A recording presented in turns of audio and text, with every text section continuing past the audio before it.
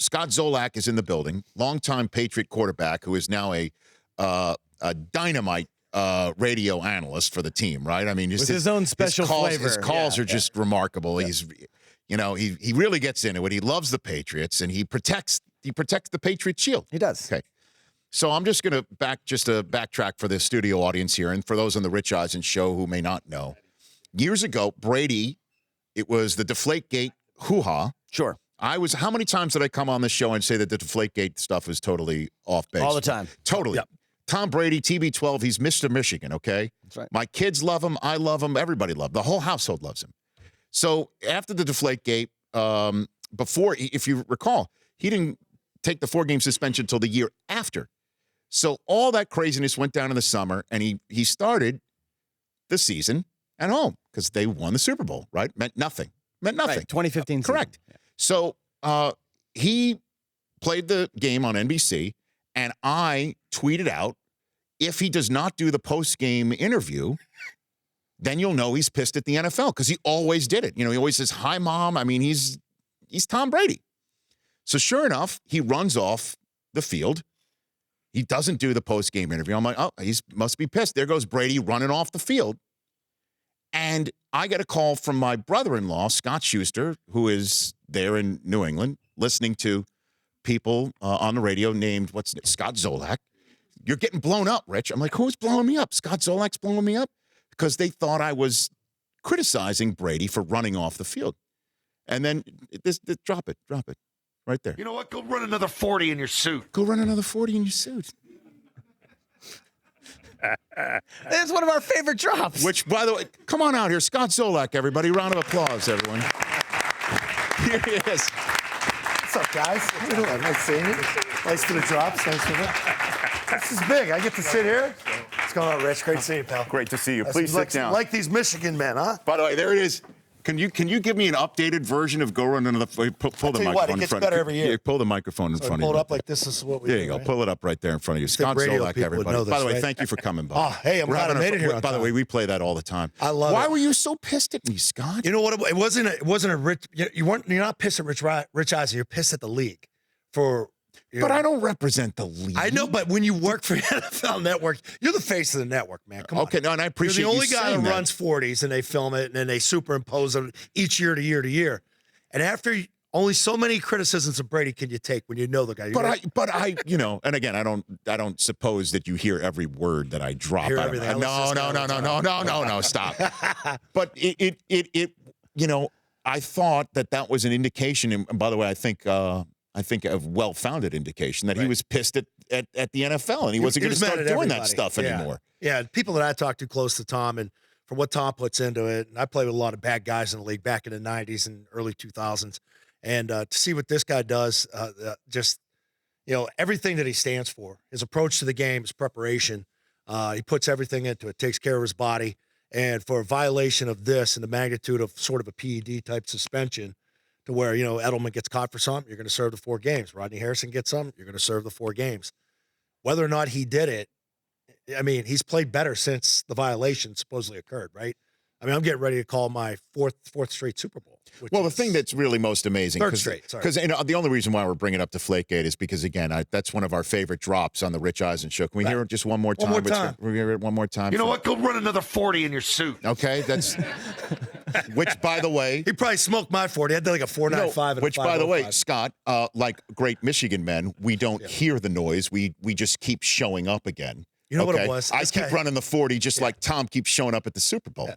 See, look at this. I mean, you guys look at all this Patriots coverage. I mean, we got all these nice things. Oh, Do I get to take this helmet with me? If you wish. No, but Deflategate is so yesterday's news. To me, that I think is really remarkable, and I'd love for you to put some meat on the bones if there still is anything, was last year at this time we were talking about Jimmy G, and did Tom demand that he get out? Yeah. And, his trainer being told you got to work from across the street, and him and Belichick weren't doing well, and then Tom pleads the fifth to Jim Gray, and yet it doesn't matter. Here we are, is hashtag we're still here again, right? I mean, is there any lingering there's at all? I've been around both these guys for a long time, and it's tough for me to answer what transpired last year, because obviously there was some sort of drama, or else we wouldn't have been in the position we were in to where books are being written, whether it's documented. And the crazy thing is nothing comes out of New England, but for a guy to have a book out and put an article out to say that he's talked to dozens of people from within the organization, that's a stretch for me. But, Bill's very demanding. He's tough to play for. I think Tom reiterates that. But I never heard Tom last year ever once say, I love him. And I love him as a coach. I love playing for him. Something got buried from the end of February when he sat there at the end of Tom versus Time and said, I'm sitting there, they're treating my Achilles. They're treating my hand. And he had a big gash on his hand, after that Jacksonville game. And you got to answer your convictions. You ask yourself, why do I play this game? Why do I put myself through this? And until you can answer that, you got to find something else to do if you're not happy. So in February, he threw for 505 yards against Philly in a loss. We should have won that Super Bowl. If that strip sack didn't happen, we were going down to score. There's no doubt about it. But he was not happy at the end of February. And he stayed away from the team, which is very unlike Tom Brady. It's not a Brady thing to do. He's the only quarterback in the league to not participate in the offseason program. Right. That doesn't happen. I don't care who's your coach. And he came back, and for whatever reason, whether it was between ownership and Mr. Kraft's great, the brand is great, but he said at the end of last year, everybody needs to check their egos. And I think Bill did it. I think Tom did it. And I think Robert did it. And I think for the betterment of the team, Alex Guerrero's back in there. He's on our plane. Brady's happy as a clam. We're winning football games. We're able to run the football. If we have to throw it, we could throw it. The tight end looks like he's starting to come around. Edelman's healthy.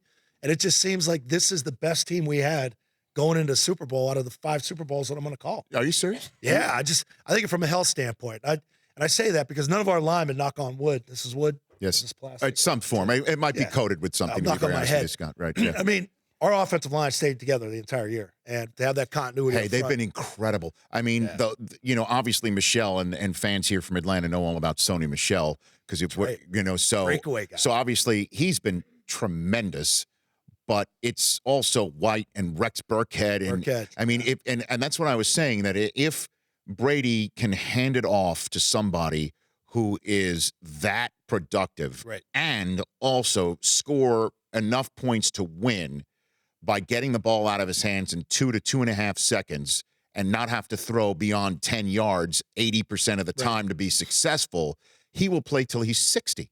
I mean, I think the league's different, right? The league's different, and there are other people against Brady, the Cliff people, who I get very irritated with. They work at another network.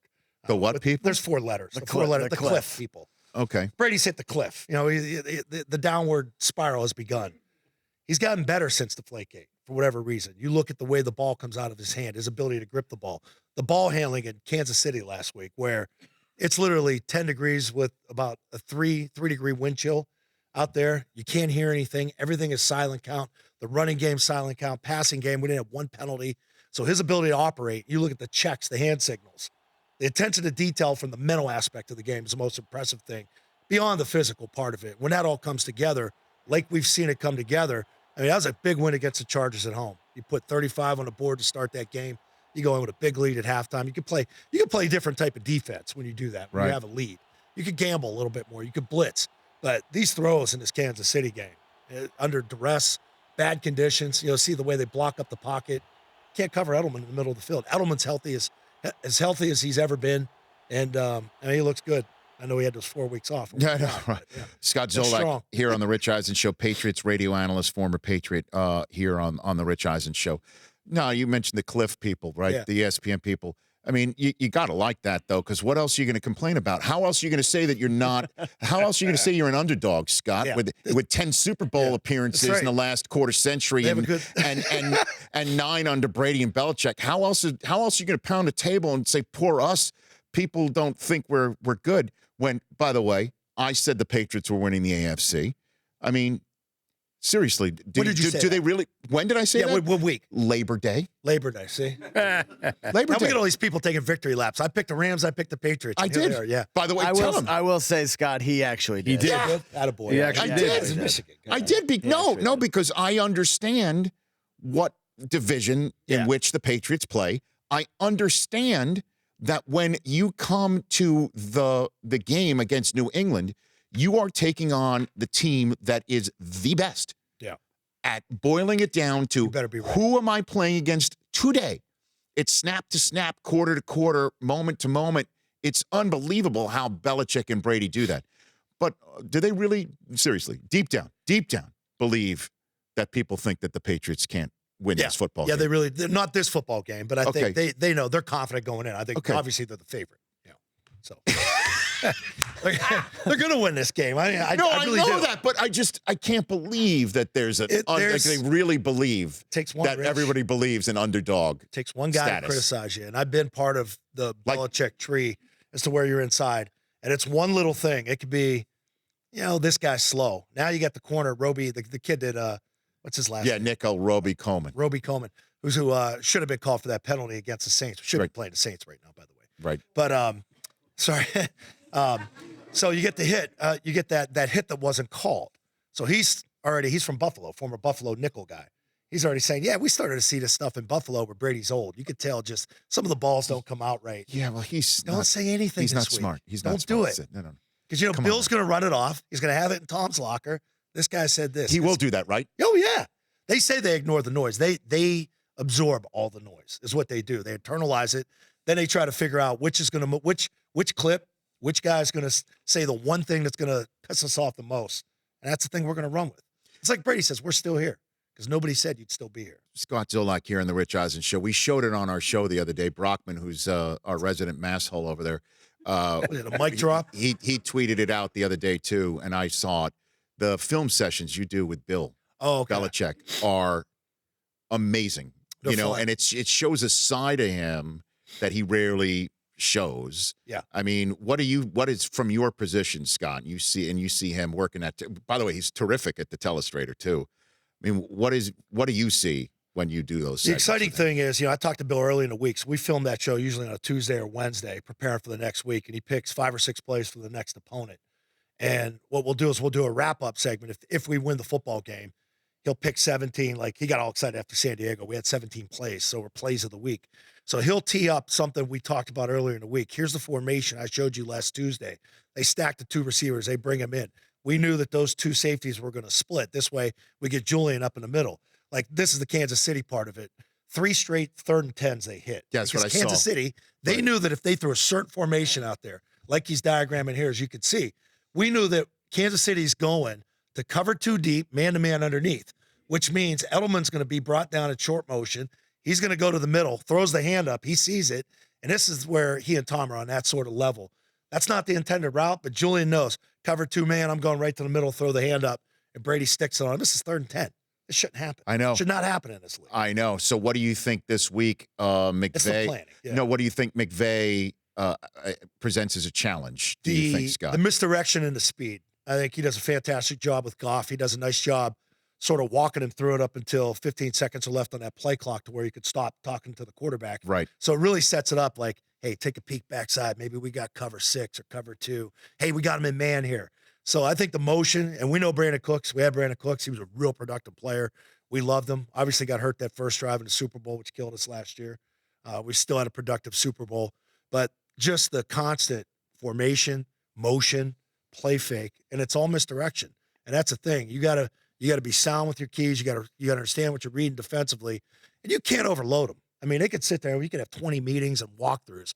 The problem is if you give them too much information as a player, you overthink things. At some point, you got to minimize it. Let's figure out. Okay, let's see what they do. Let's take a peek at it for 3 series. This is where Bill, Josh, it was Matt Patricia a year ago, yep, and now Brian Flores, who's a fantastic young defensive mind. He's going to be the next Miami head coach. They adjust series to series to series. Because you could sit there, and the Rams could sit there and try and game plan for New England. We ran the ball for 279 yards against Buffalo in Week 16. Then he threw it all over for the Jets.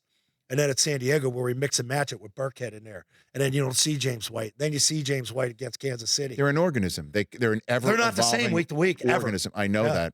I know that. But McVay's got to know that too, and Belichick. So it's funny how you say that you just have to boil it down, thus do your job. I mean, you just say it in 3 words. That's basically like tell them this is what you need to do. Don't take that cheese when they move around here.